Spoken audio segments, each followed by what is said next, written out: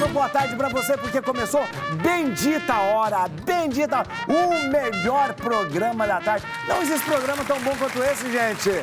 Não existe, pode procurar, pega o controle remoto, procura aí. Tem? Não tem, não tem. Então voltou pra cá, sabe por quê? Sabe por quê que aqui é o melhor programa? Vou te falar uma coisa. Só tem gente humilde. Ó, não, porque tem dois critérios para participar do programa. Primeiro, que seja... É verdade. Que seja inteligente. Então vocês estão aqui hoje. Agora, o segundo, mais importante, tem que ser bonito. Não pode vir gente feia. Você sabe que a gente... quando alguém vem no programa, primeiro a gente olha o Instagram e fala, não, esse dá pra vir. Se não, velho. Vou apresentar quem vai fazer o programa de hoje pra gente aqui. Olha, veja aí, beleza. A gente recebe hoje o deputado Gil Diniz. Muito obrigado, deputado. Agradeço, padre, sua bênção. Obrigado. Seja bem-vindo. Muito obrigado, deputado. Deputado estadual por São Paulo, conhecido no Brasil inteiro como Carteiro Reaça. Quando eu falo Carteiro Reaça, não estou ofendendo, não, né? Claro que não, minha profissão, tenho muito orgulho. Tá bom, tá certo. Obrigado, viu, deputado? Agradeço, padre, muito obrigado. Luciana Bernardo, muito obrigado de estar com a gente. Obrigado mesmo, a Luciana é diretora, né, da Viva e Deixe Viver. Muito obrigado mesmo de dispor do seu tempo para estar com a gente aqui. Eu que agradeço a todos. E veja, ela, a doutora Roberta Borges, olha aí, grande psicóloga, obrigado, viu? Muito obrigado, viu? Muito obrigado. Ela só gostava de vir com o Padre Marcos, mas agora ela tem que vir comigo. Isso é praga. É praga, né? Doutor Júlio Pereira, muito obrigado. Obrigado. Doutor Júlio é a nossa lufada de sanidade e inteligência que a gente tem aqui, ó. Doutor Júlio é neurocirurgião, um dos neurocirurgiões mais conceituados do mundo e é também o dono do maior canal de neurocirurgia do mundo. Quantos seguidores já? 1.200.000. 1.200.000. Medicina era... 1.200.000, olha aí. No YouTube, 1.200.000 no YouTube. Olha aí. É o padre fazendo a reza de manhã e eu falando isso. Padre tá rezando muito pra ele e pouco pra mim. Pô, não, 1.200.000. Você tá pensando o quê? Vamos começar o programa, porque tem muita coisa pra gente conversar aqui, ó. Todas essas dúvidas a gente vai no Dr. Júlio, na hora. Dr. Júlio, contaminação em detergente, os riscos para saúde. Muito bem. Oi? Jogou tudo fora.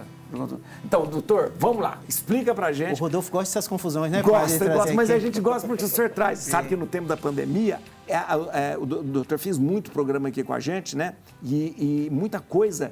As dúvidas eram dirimidas aqui com o doutor, isso é muito bom. É um mundo de rede social, né, padre? O que acontece? Então, esse vamos lá. tema é muito interessante porque eu gosto de contar uma historinha bem curta, só para você entender. A Anvisa é super recente, é do governo Fernando Henrique, de 99.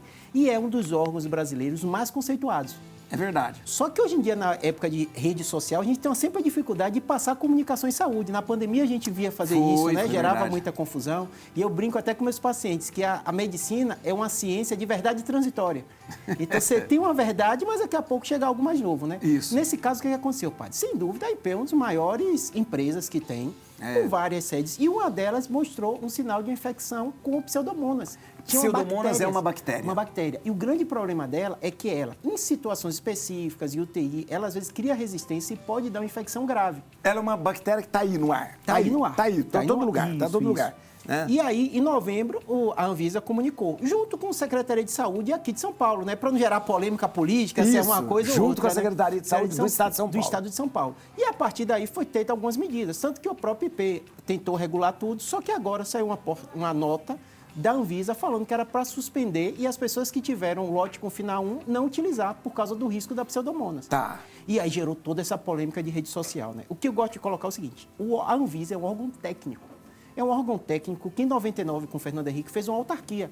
Então são pessoas concursadas, mais de 2.000 funcionários, mas óbvio, como qualquer coisa no mundo, também tem os políticos, né? Políticos, é verdade. E o diretor, ele é indicado a cada 5 anos, para justamente não ser foi de governo A ou de governo B.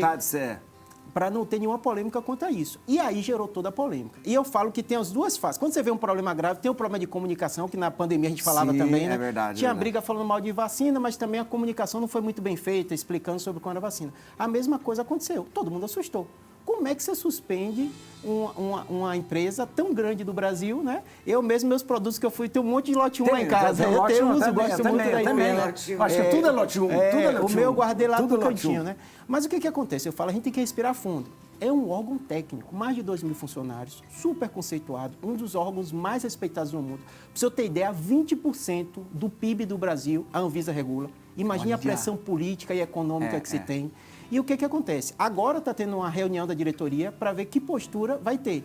Tanto que a própria IP, ela questionou, e a Anvisa falou, você pode continuar produzindo. É direito dela questionar direito, e a IP falou, não vamos produzir, vamos esperar a resposta. Né? O que eu digo é o seguinte, a gente vai discutir saúde, é importante entender que é real, não é ficção, não é invenção, não é nada de perseguição política. Foi encontrado a Pseudomonas, é algo objetivo. Foi encontrado no detergente. Na fábrica tinha algumas Na falhas fábrica tinha... e alguns lotes foram identificados dentro do detergente. Em novembro. Então não é coisa da agora. Não é agora. Mas ao mesmo tempo, ninguém viu ninguém sendo infectado, nem saindo, como aconteceu com a bebida, né, que a gente falou aqui das outras vezes. Então assim, não está ninguém sobre alto risco sobre isso.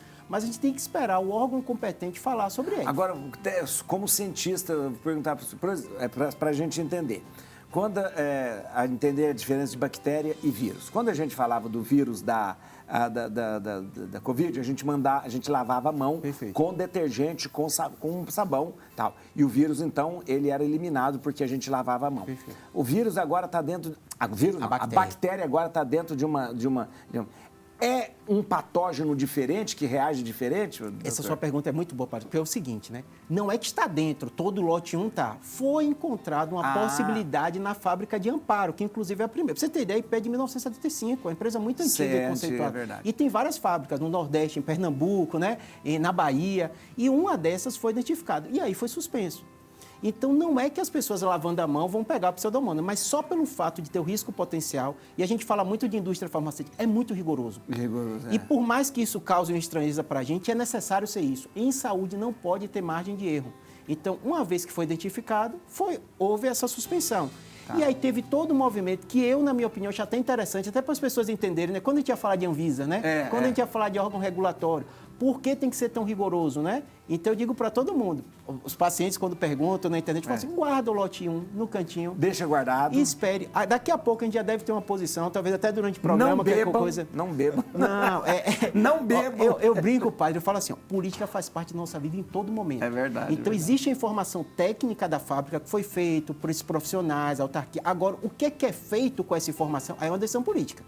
Às vezes perguntam, você acha que deve suspender? Não tenho a mínima ideia. Eu não sou técnico de regulação do que vai suspender, se não vai. Fato é que não é informação nova, está desde dezembro. Fato que não tem ninguém em hospital adoecendo por causa disso, como aconteceu com bebida alcoólica. Mas também não é bobagem.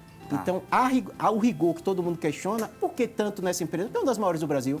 Então, tudo que é muito grande, quando você encontra a falha, você acaba sendo mais rigoroso. Então, guarda o lote. Guarda o lote. Porque também não está certo você jogar fora, porque você pode contaminar também lençol freático, contamina, você não joga fora. E se quiser vestir camisa da IP, veste, só não bebe e nada não passa em frango, nada disso. Mas o resto não tem problema. Então, é uma empresa super conceituada, mais compra produtos, mais fatos que o órgão técnico identificou a falha. Você tem IP lá, lote 1? Um monte, padre, tudo então, lote 1. Eu também tenho, porque eu comprei, no dia que eu comprei na internet, saiu esse trem, eu não vou jogar fora. Então, vou esperar... Mas em hospital ninguém está vendo ninguém doente por causa disso, né, padre? Não, então, vamos respirar fundo. Espera pra gente ver o que a gente faz. Muito bem. Você também compra IP ou só compra Unilever, não? Eu gosto do IP que faz mais espuma. Faz mais espuma, assim, né? E o cheiro, é verdade. Cheiro. E na internet é mais barato ainda, né? Eles estão comprando. Vamos agora. Estão tomando café? Estão, né? Todo mundo tomando café. Eu fico de olho quem não toma café, porque fica na minha lista. Não confia, né? Não confia, né? Não confio, não confio. Quem vai pedir a música hoje é o deputado Gil Diniz. Fala a música que você mais gosta, a música que você quer ouvir, porque nós vamos terminar o programa com essa música. Tem que falar agora, deputado. É uma música que eu vi a minha mãe cantar, inclusive ela me ensinou hoje dia de Nossa Senhora de Fátima, acho que é 13 de maio. 13 de maio! Isso mesmo, na Cova da Iria, não sei, aparece. Beleza, deputado, vamos lá. Vamos ver aqui a Associação Viva e Deixe Viver. Ô, Luciana, explica para nós o que é a Associação Viva e Deixe Viver. A Associação Viva e Deixe Viver é uma organização da sociedade civil, onde nós capacitamos um cidadão, né, que vem para ser voluntário na arte de contar histórias. Contadores de história. Somos contadores de histórias Que demais, eu acho em demais. hospitais e escolas. Em hospitais e escolas. Porque é uma arte contar história, é uma É arte. uma Não é arte. todo mundo que sabe contar história, não, né? Tem aprende. treino, né? Bastante treino também. Mas é uma arte e tem várias técnicas, né? Que a gente acaba ensinando. E como a atividade ela é semanal, ela tem constância, então quanto mais o contador está ali disponível e disposto para fazer a atividade, melhor ele vai se tornando. A pessoa se torna um voluntário na associação. Da Associação Da Viver associação. Deixe Viver. Tá. E lá ela recebe um treinamento? Sim, é um curso, uma capacitação tá. que é bastante séria, tem 40 horas de conteúdo. Olha que beleza. Então são encontros, o processo dura quase de 4 a 5 meses e depois de toda Ah, é? a teoria, Mas a bastante, gente né? termina levando os voluntários para os hospitais. Aí vocês direcionam para os hospitais e para as escolas? Temos contrato com 93 hospitais do país. 93? Isso 93. E hoje somos em 721 voluntários. tudo? Que isso? Mas aí tá no Brasil todo? A gente está em 5 estados e mais o Distrito Federal, inclusive Recife, né? Que você comentou Olha! que é de Recife. Então a gente está em Recife, Salvador, Brasília, Rio de Janeiro, São Paulo, Porto Alegre. E aqui em São Paulo a gente também está nas cidades litorâneas, que é Baixada Santista, Litoral Norte, e interioranas, que é Campinas, Marília e também em Olambra, que a gente faz Sei. uma contação em 6 escolas, um contrato com a Secretaria Municipal de Olambra. Esse é o termo que usa, contação de história. Contação de Contação de histórias. história. Contação de história. Esse é o termo. E aí, essa pessoa capacitada, treinada e tal, vocês falam, você vai. Não é ela que escolhe o hospital que vai, não. A gente, justamente atendendo a demanda de cada hospital, a grade, né, o que é possível receber, porque a gente sabe que os hospitais hoje, graças a Deus, têm muitos projetos de humanização. Isso. Os palhaços, aquela... Cão-terapia, arte-terapia, E mesmo os musicoterapia. voluntários, aqueles voluntários, a rede de voluntários que vão lá, de combate ao câncer, aquela coisa toda, né? Exatamente. Então, para que não fique também sobrecarregado, né, a questão das visitas para os pacientes, então eles fazem uma avaliação, passam para a gente as possibilidades e a gente vai encaixando Que demais. onde tem as possibilidades de dias e horários. Mas nós temos contadores que vão até de domingo nos hospitais. Aqui me fala uma coisa, e aí no caso não é só para criança, não, é para qualquer idade, contação de A história. Viva atende de 0 a 17. Ah, então a 0 a gente 17, chega a pegar tá. o adolescente ali, chegando quase à fase adulta, né? Mas uma pessoa mais velha é bom também contar história, você não acha que é bom? É não? ótimo, eles adoram. Muitas vezes a criança está acamada, assim, em coma ou está dormindo, os pais pedem a Olha, história. Interessante. É que para a gente poder estender esse projeto Tem que ter mais para gente, né? adulto é outro tipo de capacitação. Tá. É bem diferente, história outro que tipo vocês de história. A gente tem uma curadoria, né? A gente traz dicas, inclusive, não só durante a capacitação, mas depois a gente dá cursos de educação continuada. Mas é bem livre, né? Normalmente a gente instrui que sejam histórias de coragem, para vencer o medo, de valores humanos, de ética, de princípios. Na verdade. São as mais preferidas, né? Eu vou falar um pouquinho depois de uma pesquisa, mas são as de narrativas simples, né? De linguagem mais cotidiana, histórias curtas, com bastante recurso visual. Esses são os que eles mais gostam. E eles costumam escolher pela capa do livro. Ah, pela capa do livro. É muito importante, eles olham a capa. E muitas vezes o breve resumo que o contador de histórias faz, né, para a criança, dizendo, olha, isso aqui é uma história sobre um ursinho que vai pegar mel e aí ele cai. Então aí a criança acaba se interessando. Então tem um livro que vai para o contador de história e usando o livro ali para... Cada um tem a sua sacola literária, né? A gente leva os livros e tenta sempre diversificar por idade. Ah, tá. Idade, às vezes menina que tem preferência por princesas, né? Personagens mais femininos. E os meninos que escolhem, né? Monstros, coisas mais de aventuras. Vamos Muito nessa bem. linha. Muito interessante. Muito interessante. Olha, bonito isso. Perfeccionismo, quando a busca pelo melhor se torna sofrimento. Acho que sim. Então, doutora, diz que o perfeccionismo é diabólico, né? Porque o diabo quis ser perfeito, né? Como Deus. Existe perfeição, né, padre? Né? Aonde está a perfeição? Quem consegue ser perfeito? Né? Mas existe uma coisa da pessoa perfeccionista que ela, por nunca conseguir, ela sempre acha que ela é... É uma cobrança interna muito séria, né? Porque uma vírgula que sai do lugar, a pessoa entra realmente em surto. O surto não é só se debater, babar. Existem vários tipos de surto. Mas necessidade, porque essa necessidade tem sempre alguma explicação emocional por trás de comportamentos assim.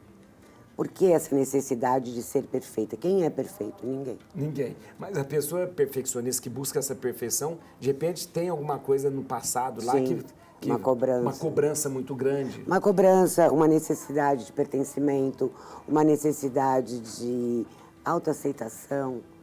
Depende muito do histórico. No geral, são pessoas que não se sentem pertencentes e buscam perfeccionismo para mostrar a perfeição de algo que nem ela é.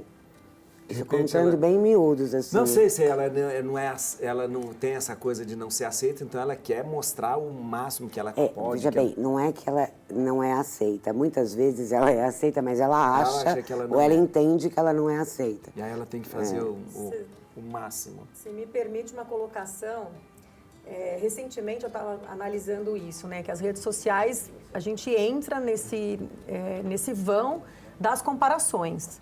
Só que o pior, com a inteligência artificial, você não se compara mais com a Gisele Bündchen ou com outras pessoas que você acha o máximo. Você se compara com você mesma numa versão melhor. Porque você não...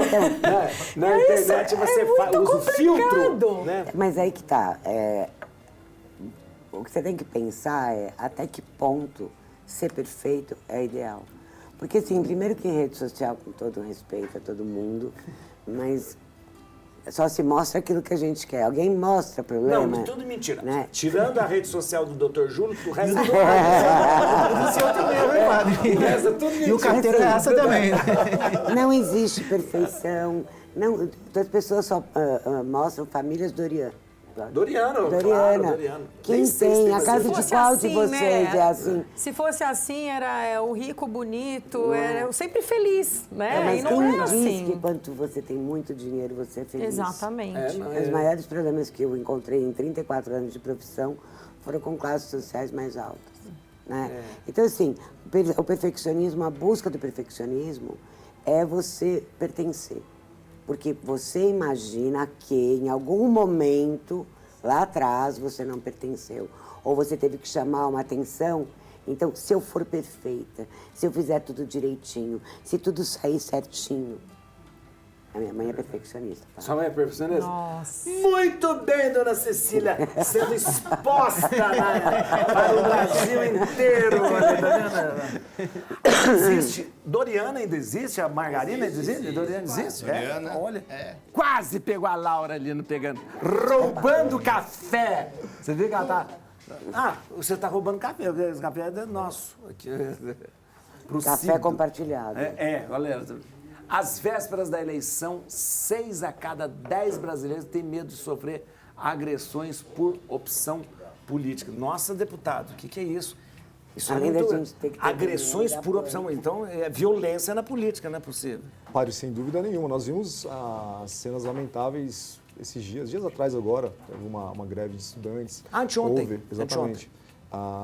Algumas provocações de um lado e de outro. A política no Brasil está muito polarizada. Polarizada, e é acabam partindo para agressão. Eu repudio... Polarizado e sem entendimento, grande maioria, né? Não sabe nem o que está falando, só repete.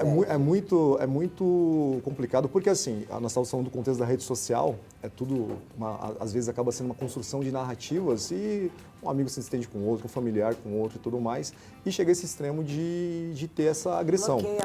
Repito aqui, eu repudio veementemente, não é qualquer tipo de violência física por conta de uma opinião, de uma opção política partidária, mas realmente a gente precisa discutir e combater esse tipo de situação, porque Mas eu acho interessante, lamentável. deputado, você falar isso, porque é o seguinte, não há discussão baseada em violência, não há discussão. Porque nem diálogo existe. Diálogo é uma palavra partilhada. Eu falo, você fala. Eu falo, você fala.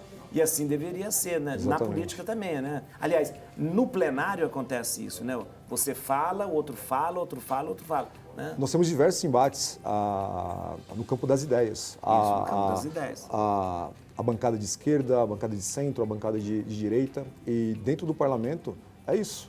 A discussão dessas ideias, desses projetos.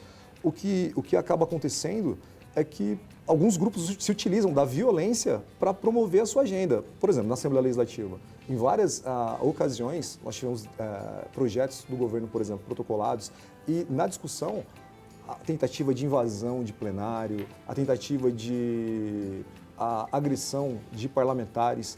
Então, a gente não pode partir para essa linha. Nós estamos numa democracia, obviamente, a minoria deve ser respeitada e a gente precisa respeitar a opinião dessa minoria, só que acaba sendo o governo da maioria. A maioria da população vai lá, vota nos seus representantes, se forma uma maioria, algumas vezes uma maioria que é para algumas situações e nós ali deliberamos. Então, a minoria se organiza, explica para a população as suas ideias e no próximo pleito vai lá e coloca assim que a democracia funciona. Mas essa coisa belicosa saiu das esferas, mas foi para a família. As famílias se brigam por causa disso. Não se conversam mais por causa disso. Respeito, eu né? acho, Não, mas aí, eu vou brigar com você porque você é isso, porque você é aquilo, porque você... Então, essa coisa odiosa passou para as famílias, para a família... Né? Sem dúvida nenhuma. Eu atribuo muito a isso também, padre. Por exemplo, essa questão dentro do parlamento, que depois vai para dentro das famílias, muitas vezes a falta desses valores que nós acreditamos, esses valores cristãos que nós defendemos. É verdade. Muitas vezes você vai escutar aquela coisa, olha, religião não se discute, olha, o Estado é laico, você não pode colocar aqui um determinado valor, uma determinada opinião que você tem, porque o Estado é laico. Ou seja, esvaziam a política de qualquer ideia religiosa, mas não no sentido de uma religiosidade, uma intervenção da igreja dentro da política, mas a questão da construção dos valores, da virtude. Então, você não pode, por exemplo, receber um padre no seu gabinete, você não pode celebrar uma missa, um culto ali interreligioso porque o Estado é laico. Então, poxa, eu acho que o cristianismo tem muito a oferecer, a ensinar. A filosofia do evangelho tem muito a oferecer à política, aos políticos e à influência da sociedade, mas querem a todo momento retirar esses valores, não querem que a filosofia do evangelho influencie essas pessoas que fazem parte da política, aí realmente... E depois é o seguinte, o político, ele quando ele se torna político, ele vai com tudo que ele é. Ele é o que ele é, né? Se ele é religioso, se ele tem esses valores, ele leva tudo aquilo. Ele não ficou político, tira todas essas coisas dele. Exatamente. Ele tem a sua crença, o que ele acredita, o que ele percebe, o que ele vê. É muita seu intolerância, mundo, né? padre. Intolerância. Intolerância é sempre um problema, porque a intolerância é você achar que você está certo e todo mundo está errado, né? Intolerância... Não, sem dúvida nenhuma. E é isso justamente que a gente tenta explicar no dia a dia. No parlamento, aqui em São Paulo, ainda que nós discordemos, nós temos uma boa relação no pessoal. Que bom. Obviamente, na discussão, nós somos mais enfáticos, defendemos veementemente as nossas ideias, mas no dia a dia é muito tranquilo o convívio. Parece que não, né? Aí na construção da narrativa na rede social, parece que é uma briga, guerra, uma briga, todos contra todos, mas o pessoal, acaba refletindo. você vai lá, na toma ponta café, ali. outra coisa. Sempre. Só uma dúvida, você estava contando nos bastidores sua história, né? Que começou como carteiro, né? Simples. Isso. Qual foi a maior dificuldade que você teve desses embates de diferenciar? Porque às vezes a gente que não é da política vê aquele embate eufórico, né? Como foi a maior dificuldade que você teve nisso? Acontece muito, doutor, em alguns embates que nós temos agora, por exemplo, fala assim, o padre até me perguntava, né, posso chamar de carteiro? Eu falei, claro, é uma honra, é uma alegria para mim, é a minha profissão. Mas tem essa questão do descrédito. Ele é só um carteiro. Ele é só um carteiro. É despreparado. Sente até hoje. Não tem problema. Discriminação. Não, entende? Então, assim, Discriminação. não tem problema nenhum. Eu não nego a minha origem, eu não nego as minhas limitações físicas, intelectuais, espirituais, mas eu procuro melhorar a cada dia, eu procuro aprender a cada dia. E eu tento representar essa parcela da sociedade que me colocou lá. Então, exatamente, essas pessoas identificaram no carteiro de periferia alguém que as representa, alguém que sentiu ou sente as dores que elas sentem. Alguém que saiu da mesma realidade de serviço público de saúde, de escola pública, de transporte público, e hoje pode representá-las ali no parlamento. Obviamente, nós queremos mudanças estruturais até muito mais rápidas do que nós conseguimos entregar para a população. Só que a gente trabalha no dia a dia para mudar essa realidade, para melhorar, para, novamente, levar essa filosofia do Evangelho, trazer para o centro da discussão essa realidade humana e melhorar a vida daqueles mais simples, daqueles mais pobres, daqueles que mais precisam da atuação política. Mas é que acontece, o Estado é laico. Você não pode falar que você é católico, que você é evangélico, que você professa alguma fé. Isso eu sou dificulta muito. católica e tenho orgulho de ser católica, eu tenho uma história grande em relação a isso. E a minha rede social é de evangélicos. Eu não sei o porquê que os evangélicos me seguem. Você... Mas uma vez eu postei Nossa Senhora, escutei um monte de absurdo. Absurdo. Eu falei, aqui, a minha ideia não é, até porque Nossa Senhora para mim está num lugarzinho bem diferente de qualquer polêmica. Então eu não posto para não gerar um problema. Porque não permitem, o fato de eu ser a profissional que eu sou, eu tenho minhas crenças. E eu não vou levar você para minha crença, você vai na tua. Eu fico com a Nossa Senhora. Entendeu? É isso. Questão de tolerância. E depois, qualquer profissional, como eu disse, como deputado, não vai tirar o que ele acredita, o que ele tem como filosofia de vida. Não vai. Se Deus deixa de ser ele. Exatamente. Eu vi falar que tem um deputado aí que fez até uma capela lá dentro. A conversa rola solta aqui quando eu falo. Jesus tem poder aqui. Eu acho que as melhores conversas... Vamos ver aqui, olha. Vamos ver aqui, gente. Tipo de leitura preferido das crianças. Isso mesmo. Você estava falando que as crianças, elas preferem diferentes, né? Dependendo das crianças, né? Exatamente.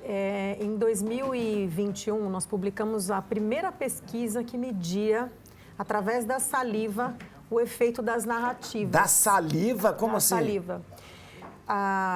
Os nossos contadores participaram dessa pesquisa e, então, colheram a saliva da criança 30 minutos antes e 30 minutos após ela ouvir a história.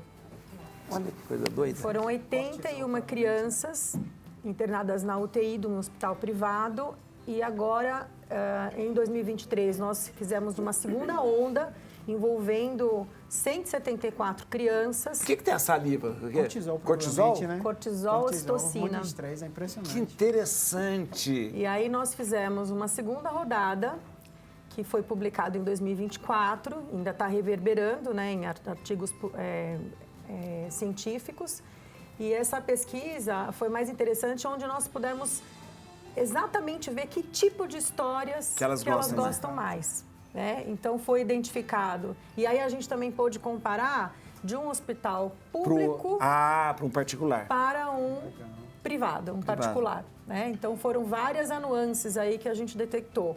E a preferida, realmente, são, como eu estava dizendo, né? Histórias mais curtas, que tem... Narrativa uma linguagem simples, mais cotidiana, mais simples. Sem muitos personagens, né? Tem sempre bastante. Os personagens que eles gostam. Tem a diferença de menina e menino. Né? Tem diferença? As meninas preferem que se identificam princesas, uma coisa mais feminina. E os meninos mais aventureiros, mais monstros. E uma curiosidade também, que eu gosto de exaltar, é que de hospital público para privado, algumas coisas também foram observadas. Por exemplo, na escolha, no privado, os meninos e as meninas preferiam histórias de aventura, com monstros também. E no hospital público, eram mais personagens fofinhos, como o ursinho, por alguma questão. Interessante. Você quer responder? É difícil uma pergunta. Sim, o acesso ao livro é inferior, né, com as pessoas que têm um poder aquisitivo menor. Então, as crianças que estão no hospital privado, no particular, elas têm a leitura dentro de casa. Então, elas estão mais acostumadas com uma variedade de temas que incluem esses personagens. E já as outras crianças, muitas vezes, elas são apresentadas ao livro pela primeira vez no hospital. E outra curiosidade também que traz essa pesquisa é em relação à internação no hospital público, onde ela divide o quarto. Então, tem muita intercorrência de ruído, de temperatura ambiente, muita distração, concorrendo com a voz alta, né, a leitura em voz alta do contador de história. Aí, quando traz um tablet e coloca um fone de ouvido, muitas vezes tem uma concentração maior. Porque já está acostumada, né, com o mundo, na geração do eletrônico, e elas ficam mais concentradas, porque aí não tem nenhum ruído. Então, isso também foi um ponto de observação. Mas interessante. normalmente a contação de história não é usando tecnologia, é usando livro mesmo. Livros mesmo. Tá. Inclusive, o nosso jaleco, ele tem um bolsão atrás que fica na altura da cama. E as crianças vão lá e tiram, elas podem escolher o livro que elas querem. Que demais, gente. É como se fosse uma estante de livro. E aí, qual foi a surpresa? De certa forma, né, as histórias que menos... Eram crianças de 6 a 10 anos, né? 174 crianças, com a participação de 17 contadores de histórias da Vive e Deixe Viver. As histórias mais... foram as poesias. Que aí... Poesias? Exatamente.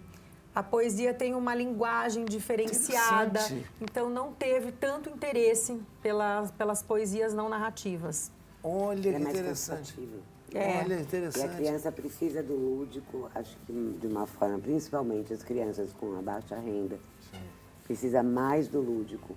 Porque as crianças de uma renda mais superior, elas têm muitos acessos, tipo, vão para a Disney com mais facilidade, elas têm o contato, o outro fica no sonho, né? Eu falei para a doutora, Padre, para fazer aqui a aproximação com ela e com todo esse programa que eles fazem, para a gente entender como que nós podemos ajudar na questão do custeio, da ampliação do programa. Essa questão, imagine só, uma criança internada, ou seja, tem uma extrema vulnerabilidade, ainda se for um hospital público, de periferia e tudo mais, talvez seja a primeira vez que ela vá ter acesso ao livro e justamente isso transforma, isso muda uma realidade, inclusive a realidade da saúde dela naquele momento. Então, se como deputado a gente puder ajudar nesse sentido de fomentar esse programa, fica muito feliz. Muito bom. Olha, tá vendo? Network aqui, ó. Fazer network aqui, ó. Olha. É importante isso. Vamos lá. Vamos ver aqui, ó. Você não sai do celular, hein, doutora? Hein? Olha. Ô, padre, o senhor vai lá, a gente faz a entrevista aqui. Eu tô vendo. Eu tava perguntando a ela, que história é essa? Como é que você começou nisso? Tá vendo? Olha aí. A entrevista continua. Agora... Eu vou achar e te mostro. Vamos lá. O negócio é hantavírus. É hantavírus ou hantavírus, pessoal? Hantavírus. A real situação no Brasil e no mundo. Muito bem. O hantavírus ficou agora mais famoso por causa do cruzeiro que estava lá. Perfeito. Vamos lá, explica pra gente o hantavírus, doutor. Em primeiro lugar, padre, ele é um vírus antigo. Se o senhor ter ideia, na Guerra da Coreia do Sul, década de 50, já tinha relatos de vários soldados morrendo e ninguém sabia o que acontecia. Porque achavam que era guerra biológica, o que estava acontecendo. Na década de 70, um médico foi pesquisar. A gente estava falando de missão de vida, né? Que a missão de vida dela é entender que doença era essa. E perto do rio Rantan, encontrou esse vírus. O nome vem daí. Então, desde a década de 70, a gente já conhece. Aqui no Brasil, tem vários casos. Pra você ter ideia, esse ano já morreram 7 pessoas. Então, não é algo novo. É um vírus. É um vírus que está em roedores silvestres. Na urina do roedor. Urina, fezes ou saliva. Só que ele é um vírus que pode ser transmitido pelo ar. Isso. E no animal, ele não faz mal. A gente convive com muita gente que não faz mal. Uma lista de algumas pessoas que eu acho que podem Então, assim, teoricamente, é o ser humano que invadiu o espaço desse animal silvestre e teve algum contato com isso, né? Tanto que nesse caso desse cruzeiro, em primeiro lugar, algo muito caro, $16 mil, esse cruzeiro. $16 mil? $16 mil. Então, olha era um cruzeiro de alto, que até o pessoal falou, será que não é contaminação de rato? Que Não é do contaminação cuidado. de... Não, será que não? A principal teoria que se tem é o seguinte, essas pessoas eram de esporte radical, então vários delas, inclusive os 2 primeiros que morreram, tiveram em local que possivelmente tem aqui na América do Sul. Entendi. Por isso que aqui no Brasil tem casos. Então, peraí, essas pessoas tiveram contato e elas se contaminaram. Se contaminaram. A partir do momento Foram que se pro contaminar, elas contaminam outras pessoas. Isso. Esse subtipo tem 2 subtipos importantes. O daqui, da América do Sul, que é esse que pega por via aérea, esse é o grande problema, e pode pegar de pessoa para pessoa. E tem outro que você pega direto do animal lá na região da Ásia e dá um problema mais renal, não é tão respiratório. Tá. Então, esse que tem aqui, a gente sabe que pode pegar por via aérea, mas não é tão simples. Então, todo mundo ficou muito preocupado por quê? Animal silvestre, via respiratória, todo mundo queria comparar com coronavírus, mas não tem nada a ver. Não tem nada a ver. Teve uma morte em Belo Horizonte agora, semana passada. Isso. Pra você ter ideia, quando eles pegam desde a década de 90, já tem milhares de casos, centenas e milhares de casos notificados Sim. aqui. Tanto que esse ano tiveram 7. Então, só que geralmente são coisas esporádicas. As pessoas que tiveram contato com animal silvestre pegaram essa forma. Pessoas que tiveram ali o contato próximo puderam pegar, mas de um modo geral é meio contido. Então o vírus, em primeiro lugar, não teve grande mutação de mudar o comportamento. Não teve. Claro que tem um risco, né? Mas a princípio não teve. E a grande questão foi o cenário de pessoas que tiveram contato com o animal e foram para um ambiente completamente que estão em Isolado, contato como no isolado, navio. no Agora, navio. doutor, quais os sintomas? Os sintomas são sintomas respiratórios. Lembra até a Covid, o vírus, tá. que é o quê? Problema, cansaço. Outro problema também que é importante é que você tem um contato e demora, às vezes, semanas para você ter o sintoma. Por E isso aí? que está esse problema, onde vão levar essas pessoas do cruzeiro, ninguém quer receber, porque a pessoa pode estar infectada e está aparecendo várias pessoas infectadas. E o sintoma assintomática. é o cansaço, falta de ar, tosse, febre Não baixa, tem muito tratamento, parecido. não tem Isso é tratamento. o grande problema. Não A tem mortalidade é altíssima. Para você ter ideia, os casos aqui do Brasil, a ordem de 20% a 40% é a mortalidade. Meu Deus do céu. Muito alta. Então, e não tem tratamento, porque você Não tem que tratar os sintomas. não tem vacina. Começaram a tentar interrupção, mas assim, não tem nenhum tratamento ainda. O que a gente faz? E o que a São- gente faz é perguntar. Em primeiro lugar, é o seguinte, não precisa assustar, porque é algo que a gente já tem notificação no Brasil, já está acompanhando, Tá. não mudou o comportamento aqui no Brasil. Segundo aspecto, né, é local de ambientes silvestres. Então, assim, se a gente está aqui em São Paulo, sem outro local, dificilmente você vai ter contato com isso, né? Então não precisa de nenhum desespero. E a OMS, inclusive, o diretor da OMS, gerou tanta celeuma, porque realmente é um cenário de filme, de terror, né? Cruzeiro, pessoas isoladas, ninguém quer receber no país, né? Lembra muito coronavírus. Ele mostrou que não há, e falou, não há risco de nenhuma pandemia, epidemia por causa desse rotavírus. É uma situação pontual. Foi não, eu não sei o que falou. Tá vendo? Isso é muito bom. Doutor Júlio falou, eu confio. Não é? Qualquer coisa a Muito gente bem. vai na casa O que dele. nós temos aqui? Capela erguida por deputado gera polêmica e abre debate. Que deputado é esse que fez uma... Pera aí. Deputado, essa é a capela? Não, já está bem diferente. Não, Padre. essa é Ele foi- construindo. Esse foi o início. Mas me conta, você fez uma capela no seu gabinete? O que aconteceu, padre?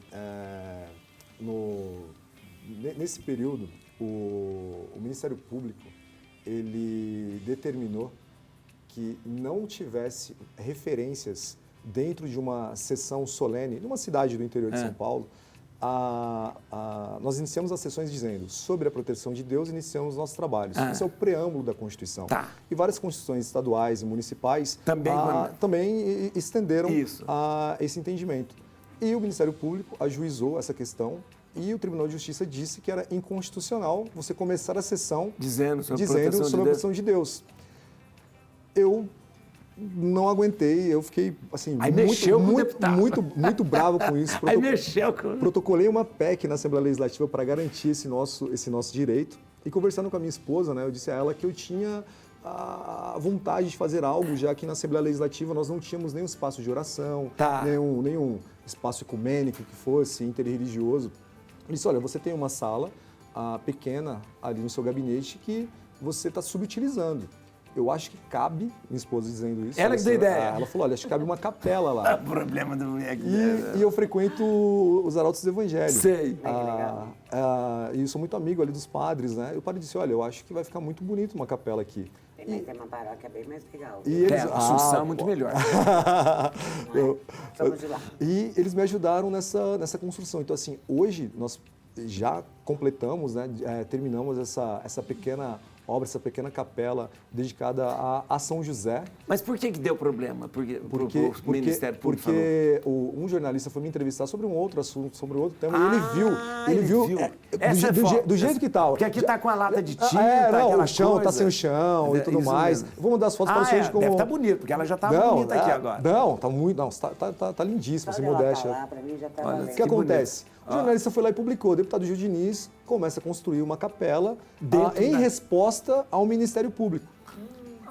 Meu que acontece? Deus do céu. Um militante do outro lado do espectro político ajuizou uma ação também, ele fez uma notícia de fato dizendo que o Estado é laico e eu não poderia usar um espaço público para fazer uma capela católica naquele ambiente.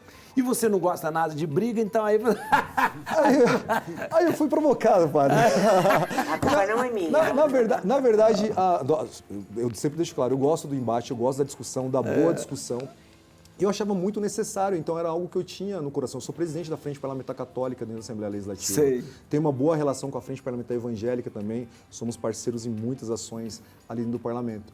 E nós construímos essa capela, que é um ambiente hoje de visitação de assessores, de funcionários da Assembleia, de visitantes da casa. Então a pessoa está ali naquele ambiente. É no seu gabinete? Dentro do meu gabinete. Então, o gabinete. gabinete 401 na Assembleia Legislativa. Que já nem é mais seu, todos é convidados. Não, a minha ideia é doar para a Assembleia Legislativa como um próprio da Assembleia Legislativa. Para aqueles que queiram ali. Imagina, nós estamos num ambiente tão contaminado, digamos assim, tão difícil, tão duro. Você parar alguns minutos no seu dia para, refletir, fazer uma oração, se conectar, eu acho interessantíssimo. Muito interessante. E é um espaço de poder onde nós tomamos as decisões que influenciam a vida de milhões de paulistas e acaba sendo referência para outros parlamentos. Então, nós trouxemos a ideia e, graças a Deus, aí executamos essa ideia e hoje a Assembleia Legislativa do Estado de São Paulo tem uma pequena capela dedicada a São José.